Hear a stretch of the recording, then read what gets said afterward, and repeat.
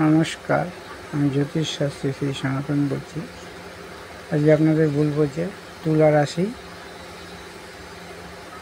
যেই সব জাতক জাতিকারা জন্মগ্রহণ করেন তাদের শুভ সংখ্যা, শুভ রং, শুভ ধাতু এবং শুভ খাবার কী। এইসব জাতক জাতিকাদের শুভ সংখ্যা হচ্ছে 6, 15, 24। এদের শুভ রং হচ্ছে সাদা, শুভ ধাতু হচ্ছে রূপা, আর শুভ খাবার হচ্ছে এইসব জাতক জাতিরা সাধারণত নোনতা জাতীয় খাবার বেশি পছন্দ করে। এইসব জাতক জাতিরা যদি এই শুভ তারিখে কোনো কাজকর্ম করে তাহলে তাদের শুভ ফল লাভ হয়। শুভ